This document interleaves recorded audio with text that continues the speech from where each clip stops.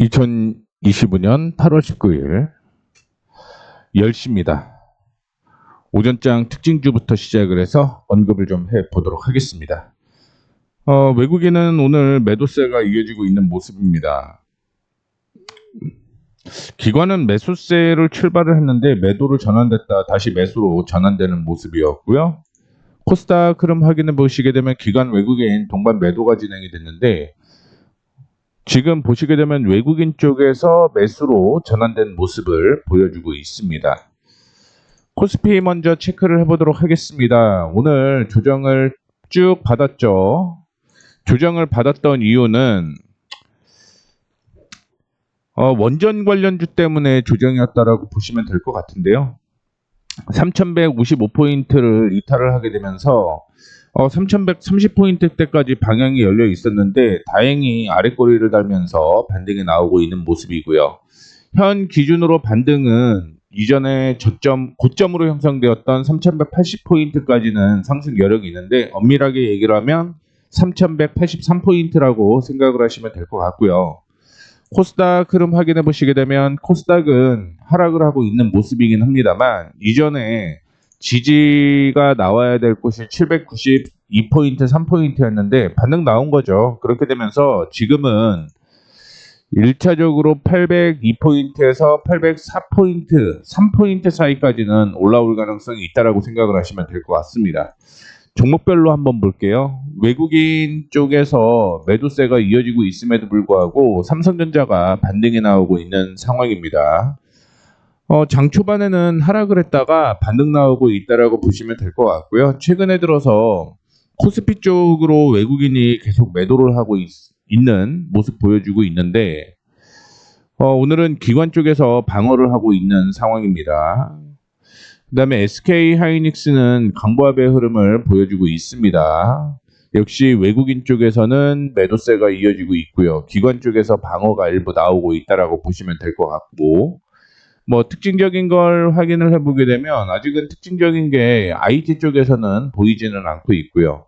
철강 비철 쪽으로 보시게 되면 풍산이 4%대 하락을 하고 있는 모습을 보여주고 있는데 지금 변동성이 굉장히 크고요. 어제 철강에 대한 얘기가 나왔죠.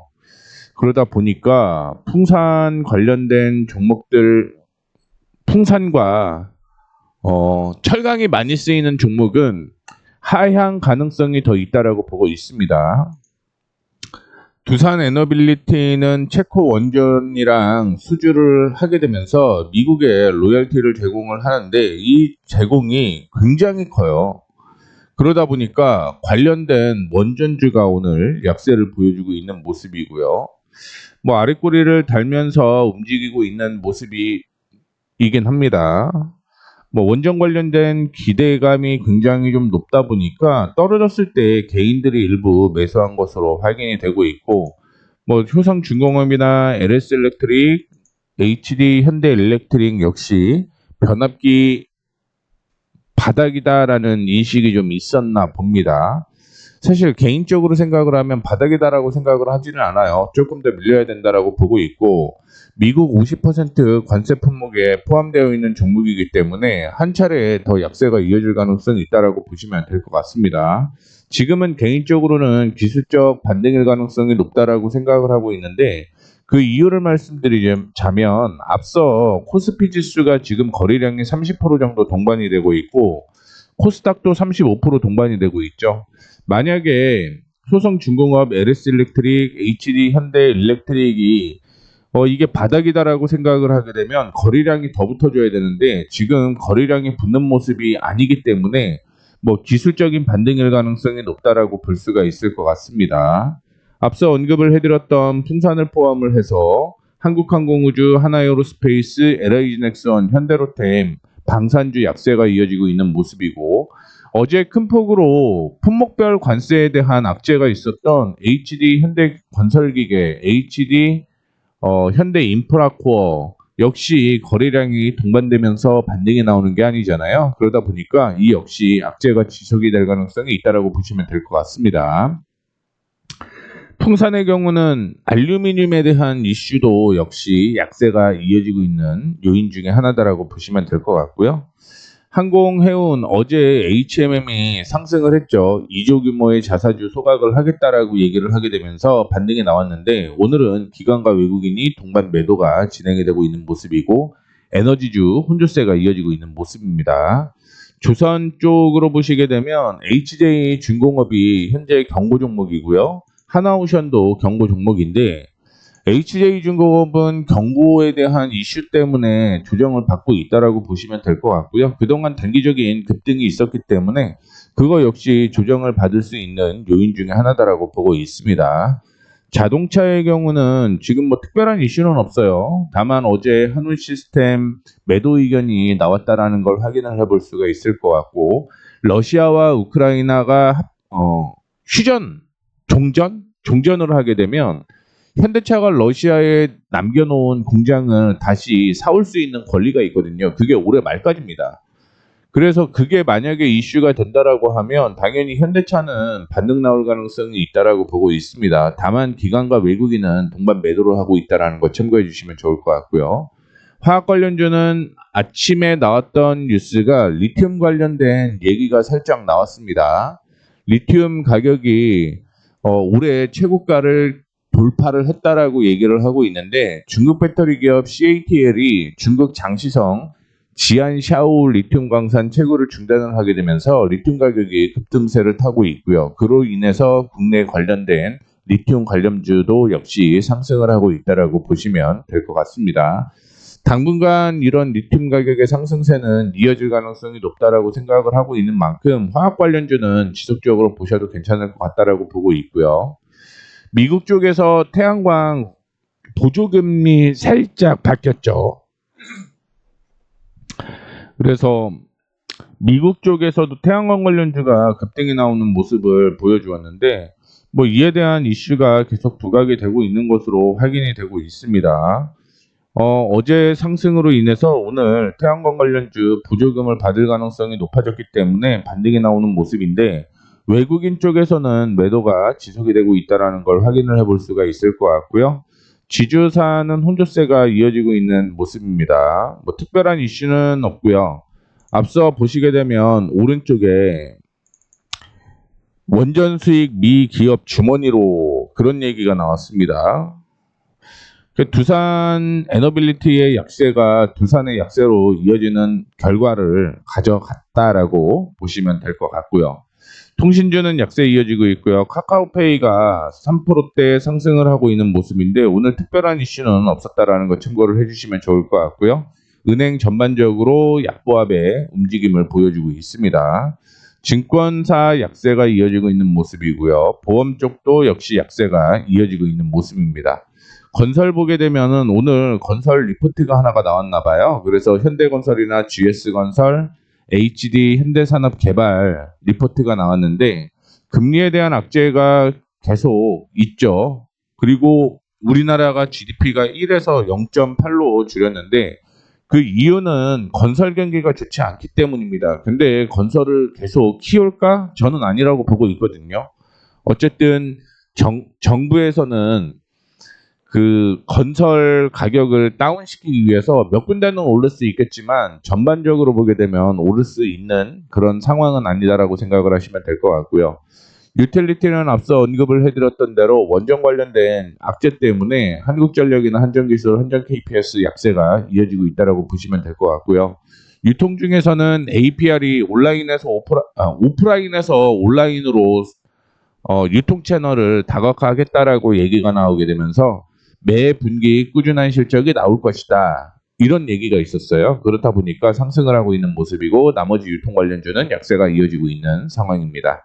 음식료 확인해 보시게 되면 음식료 약세가 이어지고 있는 모습이고요. 제약주도 오늘 약세가 이어지고 있는 모습입니다. 중국 쪽에 이벤트가 하나가 있었습니다. 콘텐츠 중국 해외 드라마 할당량 완화 논의가 된다라는 얘기 때문에 콘텐츠 관련주가 상승을 하고 있는 모습 보여주고 있고요. 게임 쪽도 게임스컴 개막을 앞두고 게임주 관련된 종목들이 상승을 하고 있습니다. 이게 세계 최대 종합게임 전시회거든요. 그래서 지금 크래프톤을 포함을 해서 펄어비스 넷마블, NC소프트, 카카오게임즈가 상승을 하고 있는 모습인데 이 게임스컴은 20일 독일 콜른에서 개막하는 이벤트고요.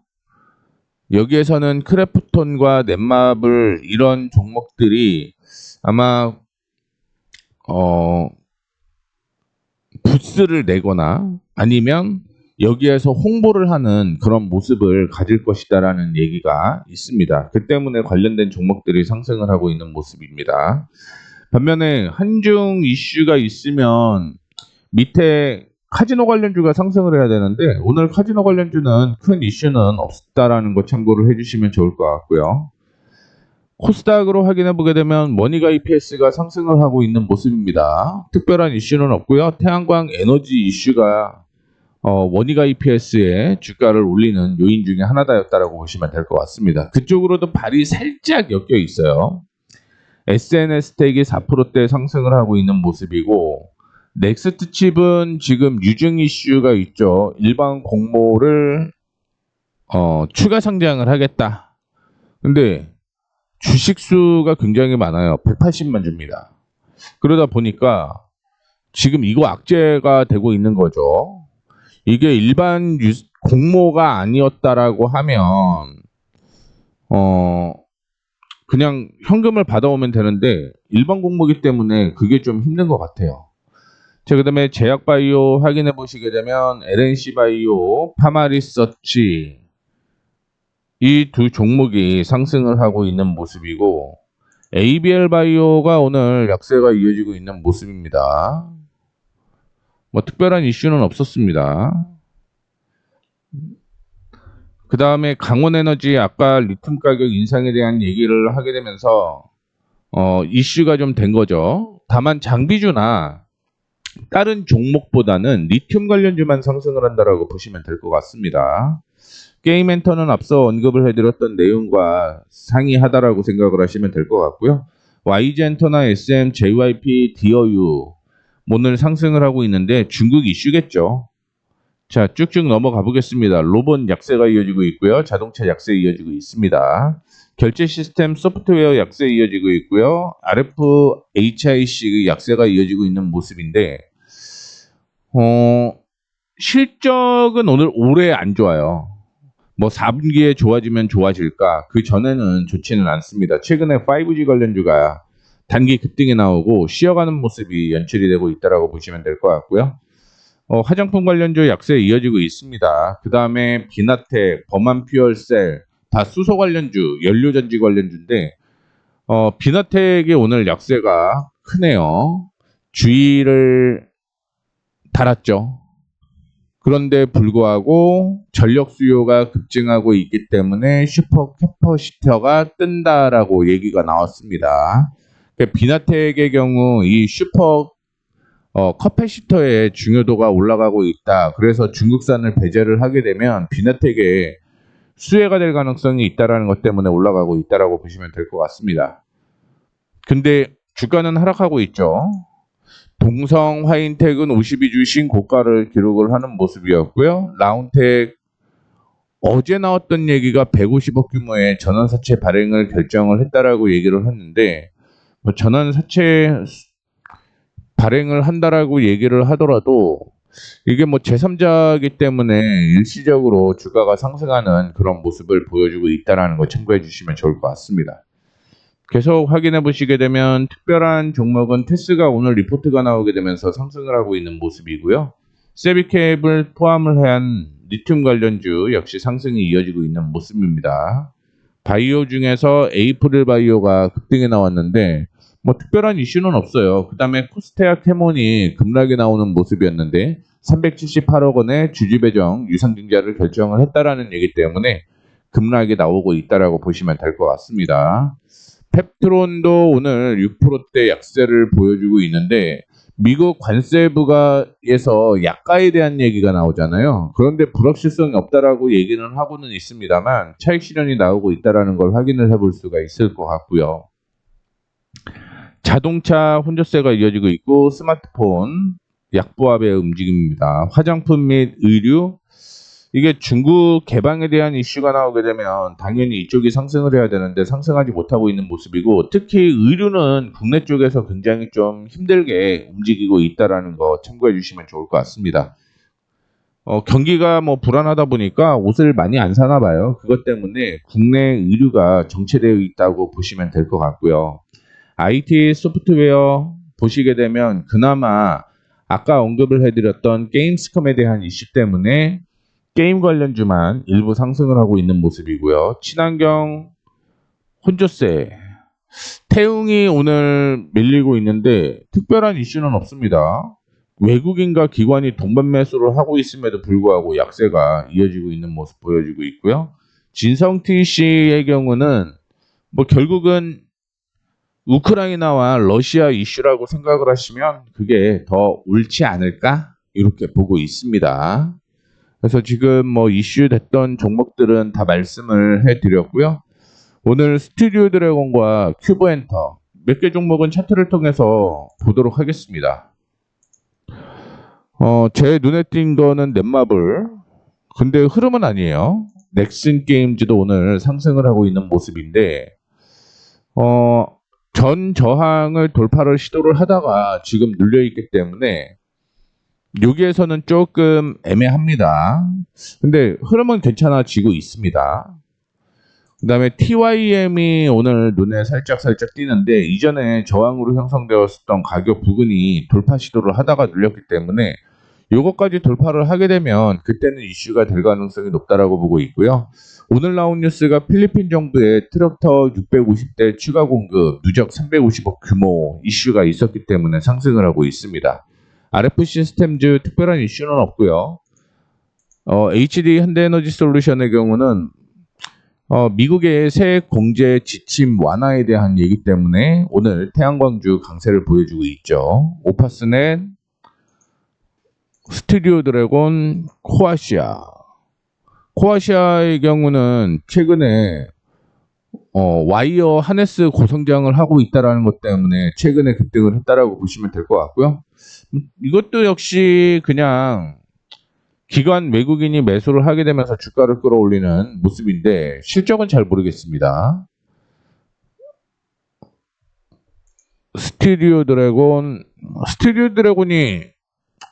좀 애매했어요. 애매합니다, 지금. 이 정도가 제가 오늘 눈에 띈 종목이다. 이렇게 볼 수가 있을 것 같네요. 저항 돌파하는 종목들 위주로 좀 많이 보려고 했는데 그런 종목들이 많이 눈에 띄지는 않았습니다. 오늘 오전에 PS 일렉트로닉스가 급등이 나왔다가 윗꼬리를 달면서 눌리고 있는 모습이고요. 일부 차익 실현이 나온다라고 생각을 하셔야겠죠. 그 다음에 이 정도가 오늘 이슈가 되는 것 같아요. 나왔던 얘기 싹 다 해드렸습니다. 참고해 주시면 좋을 것 같습니다.